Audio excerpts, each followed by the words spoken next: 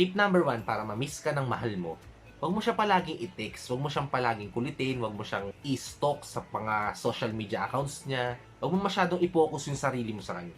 Dahil once na ginawa mo yan, mararamdaman niya na masyado kang clingy. At siguro naman kahit sino, pag minuminuto kang tinitext o minuminuto kang tinatawagan, mababother at mababother ka rin o maanoy at maanoy ka rin, di ba? Yun yung isang bagay na dapat nating iniiwasan. Yung maging usual na yung bagay. Yung maging natural na para sa kanila yung pagpaparamdam mo ng pagmamahal sa kanila. Kaya para magawa mo yun, magpamiss ka. Huwag mo muna siya masyado i-chat, huwag mo muna siya masyado i-text, huwag mo na masyadong tawagan, huwag ka masyadong mag-stalk sa Facebook account niya, sa social media accounts niya.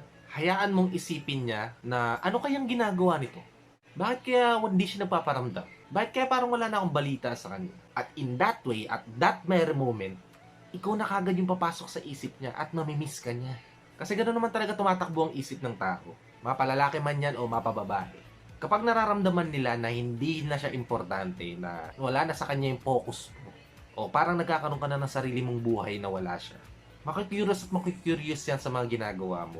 At that curiosity ang magtutulak sa kanya para mamiss ka at palagi kang pumasok sa isipan niya.